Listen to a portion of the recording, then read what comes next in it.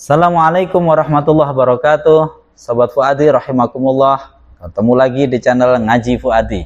Kita akan lanjutkan kajian kita materi dasar ilmu nahwu dengan menggunakan metode Fuadi pada video berikut ini. Tapi sebelumnya jangan lupa sudah subscribe atau belum? Jika belum, silahkan subscribe terlebih dahulu agar tidak ketinggalan video-video yang kami posting.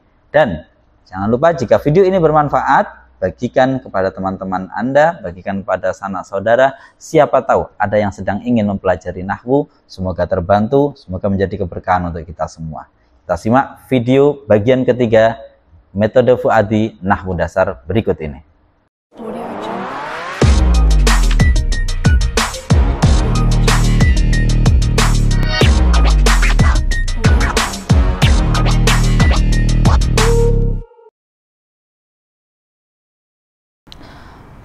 Assalamualaikum warahmatullahi wabarakatuh. Bismillahirrahmanirrahim. Hamdan wa salaman amma ba'du. Sahabat nahwu rahimakumullah. Alhamdulillah kita berjumpa kembali di channel Masjid An-Nur.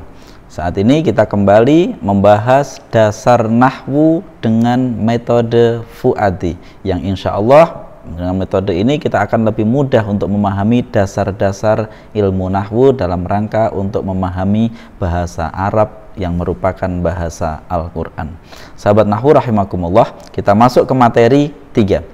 Sebelumnya sedikit kita flashback. Materi 1 tentang kalimat dan hukumnya, materi 2 tentang isim, fi'il, huruf beserta hukum, lalu fokus ke kalimat isim, di mana kalimat isim itu ada mu'rab dan mabni. Untuk yang mu'rab perhatikan dua hal, kategori dan kedudukan. Nah, maka di materi 3 ini kita akan melanjutkan apa yang sudah kita bahas di materi 2. Di materi 2 kita sudah membahas kategori kalimat isim, di mana kategori dilihat dari maknanya. Maknanya 1 namanya mufrad, maknanya 2 namanya tasniyah, maknanya banyak namanya jamak. Maka sekarang di materi 3 kita akan membahas tentang kedudukan kalimat isim. Baik, bismillahirrahmanirrahim. Kedudukan pertama yang akan kita kenali adalah kedudukan tentang mubtada khobar. Kita akan baca nazamnya. Di sini kita sederhanakan pengenalan tentang mubtada khobar dalam satu bait yang kita buat seringkas mungkin insyaallah. Bismillahirrahmanirrahim. Sepasang mubtada khobar rafa'kanlah, keduanya dibaca bahwa adalah. Sepasang mubtada khobar rafa'kanlah, keduanya dibaca bahwa adalah. Sepasang mubtada khobar rafa'kanlah, keduanya dibaca bahwa adalah. Sepasang mubtada khobar rafa'kanlah, keduanya dibaca bahwa adalah. Nah, di sini beberapa hal kita pahami dari bait yang kita buat ini, bahwa sepasang mubtada khobar, berarti mubtada khobar itu sepasang. Artinya setiap ada mubtada maka harus ada khobar. Kalau ada khobar berarti ada mubtadanya, sepasang. Nah, kemudian rofa'kanlah, bahwa hukumnya itu rofa. Mubtada ya harus rofa, khobar ya harus rofa, sama-sama rofa. Kita ingat isim ada 3 kemungkinan, apakah dia rofa, ataukah dia nasab, ataukah dia jar.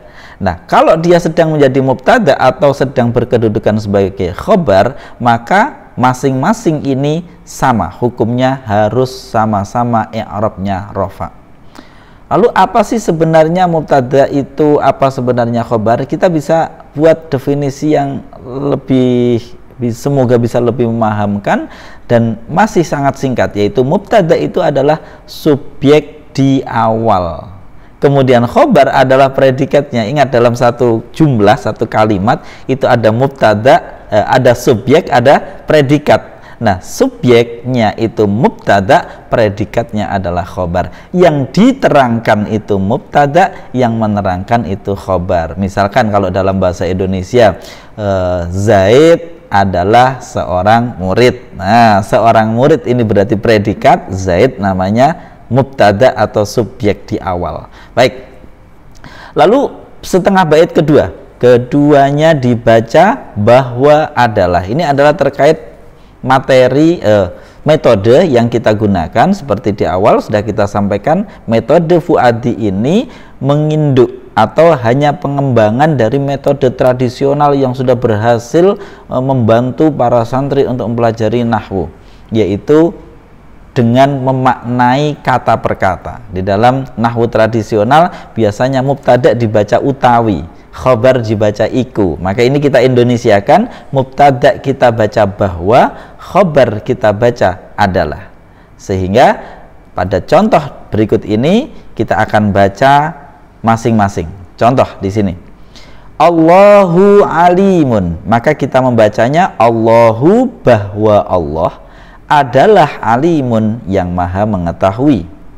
Saya ulangi, Allahu alimun, Allahu bahwa Allah adalah alimun yang maha mengetahui. At-talaqu marratani, at-talaqu bahwa talak adalah marratani, 2 kali. Ya, talak itu, perceraian itu yang dianggap dan bisa rujuk itu kan 2 kali. Yang ketiga itu tidak bisa kembali menikah. Ya. Nah, makanya disebut dalam Al-Quran at-talaqu marratani, at-talaqu bahwa talak adalah marratani, 2 kali. Ar-rijalu qawwamuna, ar-rijalu bahwa para lelaki adalah qawwamuna, para pemimpin. Jadi kalau ada laki-laki nggak bisa memimpin, wah itu nggak bisa memimpin keluarganya, itu berarti nggak seberapa laki-laki. Nah, guyonnya begitu. Baik, kita kembali lagi ke sisi nahwu. Allahu alimun. Sekarang kita coba bagaimana proses analisanya. Analisa yang belum komplit karena kita baru di materi 3. Allahu berarti dia adalah kalimat isim. Ya, kita tahu dari mana? Ingat di materi 2, di materi 1 bahwa nama, semua nama itu berarti kalimat isim. Allah ini adalah sebuah nama agung bagi Allah, maka ini kalimat isim. Isim ada kemungkinan mu'rab dan mabni.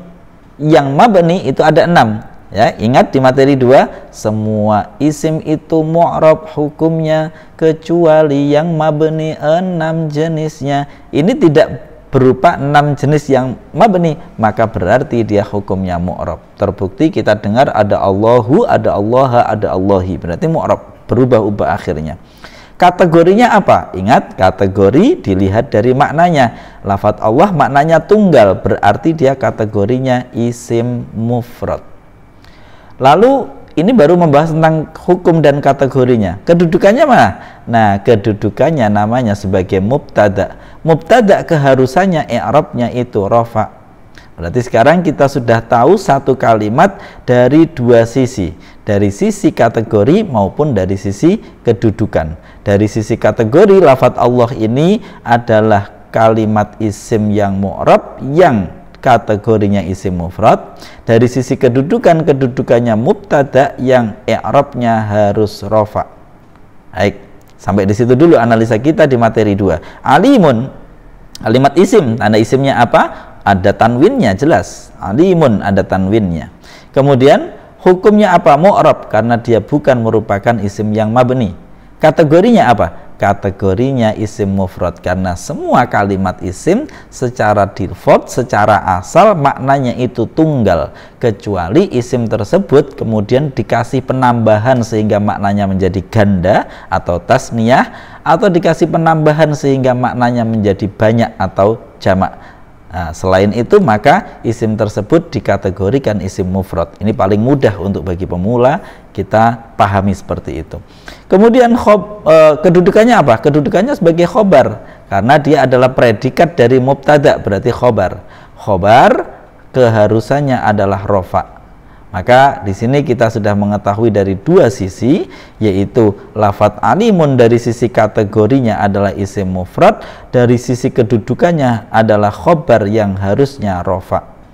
Berikutnya at-talaqu marratani. At-talaqu adalah kalimat isim di mana hukumnya mu'rab dan kategorinya isim mufrad karena maknanya tunggal. Kedudukannya apa? Mubtada karena dia subjek di awal yang diterangkan. Mubtada harus rofa. Marrotani adalah kalimat isim, hukumnya mu'rab. Nah, berarti kan maknanya 2 kali. Nah, berarti ada makna 2. Berarti kategorinya isim tasniyah. Isim tasniyah adalah isim yang bermakna ganda. Penambahannya bisa 2, bisa alif nun atau ya nun. Dalam hal ini dia ditambahi alif nun. Jadi aslinya marrotun, marrotan, marrotin. Di sini ditambahi alif nun, ya, menjadi marrotani. Berarti dia isim tasniyah, isim yang maknanya ganda. Kemudian dari sisi kedudukannya dia yang menerangkan mubtada. Berarti dia predikatnya mubtada atau khobar. Khobar harus rofa. Ar-rijalu qawwamuna, ar-rijalu bahwa para lelaki adalah qawwamuna, para pemimpin. Ar-rijalu ini kalimat isim, terbukti ada alnya. Hukumnya mu'rab, kategorinya jamak. Kita lihat ya, para lelaki, berarti maknanya sudah banyak, berarti dia jamak. Jamaknya jamak apa? Kita ingat sedikit di materi 2. Di materi 2 kita mengenal kalimat isim, ya. Kalau maknanya tunggal mufrad, maknanya ganda isim tasniyah, maknanya banyak itu jamak. Jamak ada 3 macam, taksir, mudzakkar salim, dan muannas salim. Muannas salim cirinya diakhiri alif ta. Contoh tholibatun, muslimatun, sholihatun. Nah, muannas salim. Jamak mudzakkar salim cirinya diakhiri wawun nun atau ya nun. Contoh tolibuna, tolibina, muslimuna, muslimina, kafiruna, kafirina. Jamak mudzakkar salim. Kalau tidak diakhiri alif ta, tidak ada wawun nun ya nun, pastikan dia adalah jamak taksir, bentuk jamak yang tidak beraturan, yang berubah dari bentuk mufradnya. Contohnya tolibun isim mufradnya berubah di sini menjadi tulabun, berubah dari bentuk mufradnya.